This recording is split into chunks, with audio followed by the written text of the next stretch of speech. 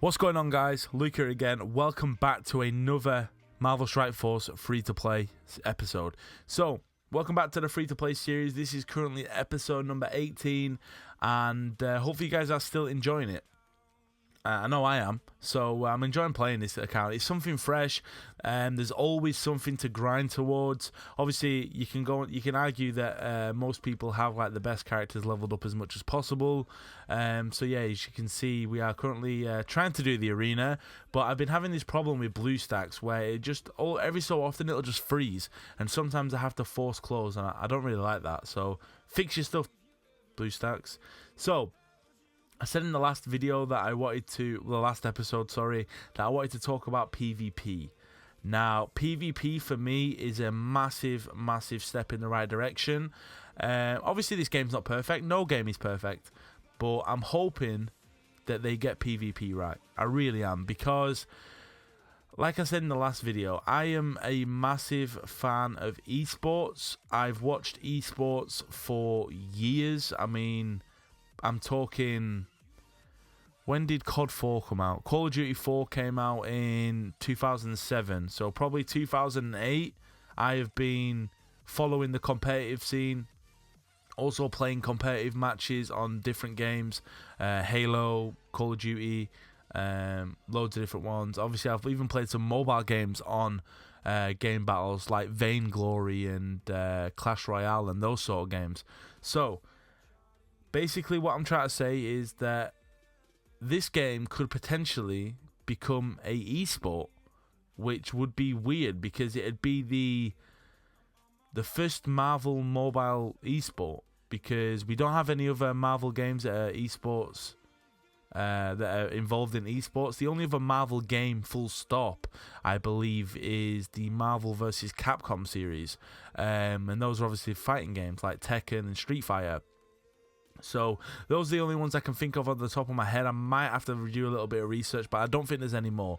But yeah, I mean, if this game became an esport, this could be game changing, because there'd be different PvP metas. People could come on with different teams. Now, I don't think they've said anything. I might have just completely misread it, but I haven't seen anywhere that says that it's team based. It could be 1v1 characters. That'd be interesting to me anyway. Obviously, I think it is going to be teams, but what I'm hoping is that we don't see like one meta team taking on everything, because obviously the best characters in the game right now, you've probably got Invisible Woman, Captain Marvel, who else? Ultron. Who else have you got? Black Bolt as well. I mean, if it's just going to be the same team every single time you play a PvP match, then that's just not going to be fun. But could you imagine if you picked your team, you couldn't see your enemy team, it just matchmaked you against someone else? There could be leaderboards with massive rewards. There could be seasonal rewards. There could be, like I said, esports. Imagine you log on to Twitch or YouTube streaming, or Mixer, or wherever it could potentially go, whatever streaming service, Boom TV or whatever it's called. Could you imagine logging onto that and seeing Marvel Strike Force being streamed as an esport? How mental would that be? That'd be so cool. Obviously, yeah, it'd be amazing. It honestly would. It'd be really, really fun to watch if they got it right, of course. So yeah, let me know if you guys have any specific thoughts on Marvel Strike Force PvP, because like I said, I think it could be very, very interesting if it's done right. If not, if they don't decide to go down that road and they just decide to keep it as in-game PvP, similar to like Marvel Future Fight or any other like Disney Sorcerer's Arena, where it's just PvP, just like that up against someone else, not really taking it too competitively, then either way it could still be good, because it'll give people something to do.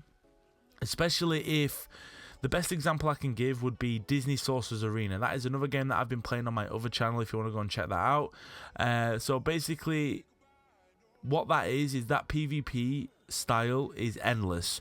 There is not a certain amount you can only play a day. Say like that, the arena you can only play 5 battles a day unless you pay cores.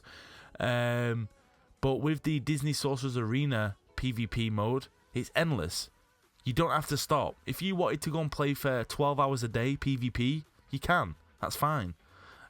Which I think could be pretty good. I think if they went that road, that'd be amazing, because not only would it keep more people on the game, which is kind of essentially what they want. They want to keep more people on the game, and obviously the more people on the game, the more money they would spend on the game. If this boycott is not still going on, that is. But yeah, for the most part, I'm interested to see what they do with PvP. Like I said, I just hope that it's endless. I hope that it's like an endless cycle where you don't have to pay to refresh, or there's no paywall in it. If you want to play if you want to play for 12 hours a day, you can. Not only that, it would give people more content, especially for the streamers. I know me personally, I don't stream this game. I want to, but I don't have the time at the minute.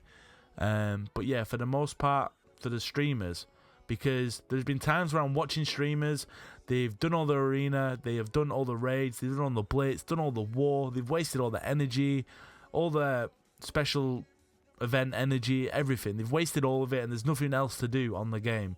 So they turn it off and play another game. Obviously, if you had endless PvP mode, that'd be ideal, because it'd give more people something to do. Like, you could just sit and just play PvP all the time.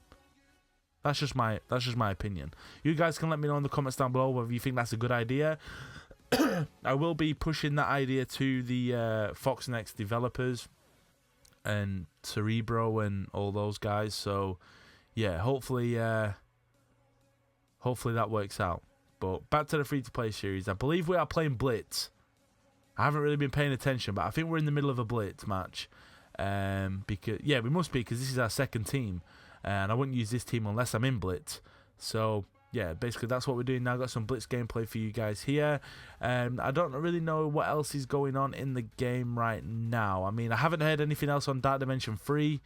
All I know is it's going to be hard. It's going to be very, very hard. I don't know what the rewards are. From the rumours and what I've seen on Reddit and different sources, I don't know how true they are. All I have seen is that Doctor Doom is the reward, which is going to be cool, because that could potentially open up the chance for,